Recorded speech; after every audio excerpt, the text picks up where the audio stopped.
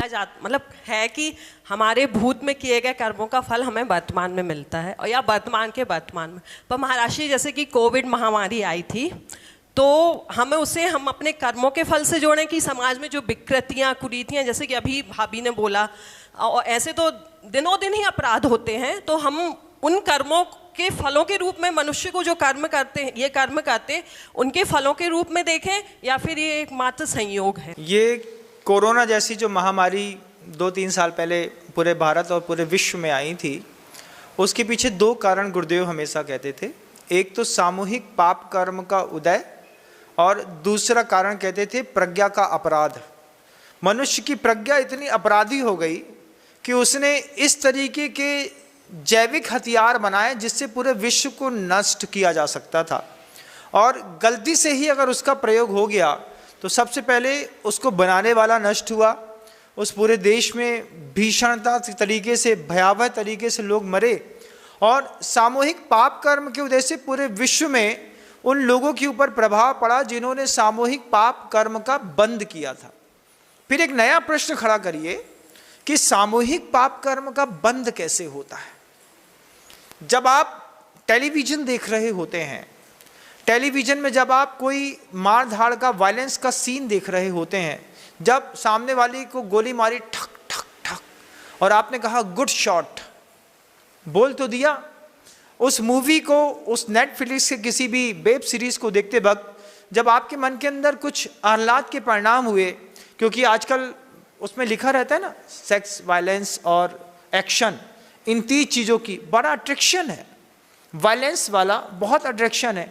तो जैसा आप देखते हैं और देखते वक्त जैसी आपकी भाव परिणति होती है, उसी तरीके का सामूहिक रूप से पाप बंद कराने का सबसे बड़ा कारण है वो टेलीविज़न।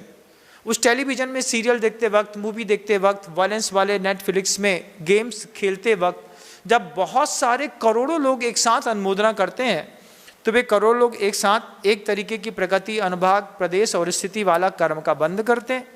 फिर जब उसकी आबादाकाल नष्ट होती है तो कोरोना जैसी कोई महामारी आती है, और उन सब का, जिनका असाता का एक जैसा बंद बांधा था, एक जैसा प्रदेश काल की स्थिति की उदीर्णा वाले कर्म बांधे थे, जब उदय में आते हैं तो पिताजी बच्चे को हॉस्पिटल में एडमिट कराने के लिए जाते हैं, बच्चा बच जाता है, पिताजी मर जाते हैं। ऐसा आपने इस कोविड में बहुत सारा देखा होगा, बहुत सारे अपनों को खोया था। निश्चित रूप से सामूहिक कर्म का, पाप कर्म का बंद है। इसके ऑपोजिशन में सामूहिक पुण्य कर्म का भी बंद होता है। जब मंदिर में आकर के शांति धारा के वक्त सारे लोग हाथ जोड़ करके बैठते हैं, अनुमोदना करते हैं, शावक सब लाभार्थी परिवार की अनुमोदना करते हैं, एक साथ पूजन करते हैं, एक साथ तीर्थ यात्रा करते हैं, एक साथ गुरुओं को आहार देते हैं, वयावृत्ति करते हैं, सेवा करते हैं, एक साथ जिनालय निर्माण में दान की घोषणा करते हैं, इनसे सामूहिक पुण्य कर्म का बंद होता है, प्रशस्त प्रगतियों के अनुभाग बढ़ते हैं। और जब कभी भी ऐसा कोई सुयोग आता है तो उन सारे लोगों को एक साथ प्रभु जी के समूह शरण में बैठने का सौभाग्य भी मिलता है। तो महाराष्ट्र जैसे कि ट्रेन एक्सीडेंट होते हैं या बस एक्सीडेंट होते हैं, तो इसमें बहुत से लोगों की असामयिक मृत्यु होती है, तो ये भी सामूहिक पाप ही माना जाएगा? हाँ, ये सामूहिक पाप कर्म भी है और अकाल मृत्यु भी है, दोनों चीजें इसमें साथ में शामिल। जैसे कि कोई एक्सीडेंट होता है और वो मतलब मरते नहीं है लोग, थोड़ा सी चोट, हाँ, बच जाते, तो बोला जाता है कि ये किसी का पुण्य था जो काम आ गया। बिल्कुल सही बात है। जब ऐसा नहीं है कि हम सिर्फ अपना ही पुण्य भोगते हैं, हम अपने परिवार का भी पुण्य भोगते हैं, और परिवार का भी पाप परिवार के सदस्यों को भोगना पड़ता है। हम ये बिल्कुल सिद्धांत से दूर रहिएगा। बोले अपने स्वयं कृतम कर्म यदात मुना परा फलम तदीयम लभते शुभाशुभम, ये एकांत से सत्य नहीं है।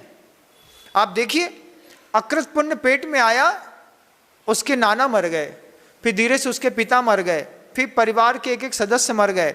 जिस दिन जन्म हुआ, उसे जन्म लेते साथ उसी दिन अकृत पुण्य की नानी मर गई। एक आदमी का पाप उससे जुड़े हुए प्रत्येक परिवार के सदस्यों को भी भोगना पड़ता है। एक पुण्यात्मा आदमी का पुण्य का भी सहयोग पूरे परिवार को मिलता है। सामूहिक रूप से हम रहते हैं जब ज्वाइंट फैमिली में, हमें पता नहीं रहता है कि किसका पुण्य तेज है और काम कर रहा है। पता चला जो निठल्ला बैठा रहता है उसको घर से भगा दिया, उसके बाद से लक्ष्मी आना बंद हो गई। तो ये परिवार के लोगों को भी सोचना है कि पता नहीं किसके पुण्य का खा रहे हैं हम। जैसे गुरुदेव जब तक षष्ठी पर थे तब तक अपनी प्रशस्त बढ़ाएं बिल्कुल अलग थी। अब हर एक व्यक्ति को अपना अपना विशुद्ध स्थान खुद बढ़ाना पड़ता है। अपने अपने लब्ध स्थान को बढ़ाने के लिए पुरुषार्थ करना पड़ता है। पहले सिर्फ गुरुदेव की याद करते थे और एक साथ बहुत सारे लोगों के लब्ध स्थान और विशुद्ध स्थान बढ़ते चले जाते थे। ये बात एकांत से सत्य नहीं है कि हम सिर्फ अपने ही किया भोगते हैं। कई बार दूसरे का पुण्य भी हमारे जीवन का आधार स्तंभ बनता है। इसलिए किसी पुण्यात्मा का हाथ पकड़ करके हमेशा अपने जीवन को सुरक्षित और व्यवस्थित रखना चाहिए। नमोस्तु महाराज।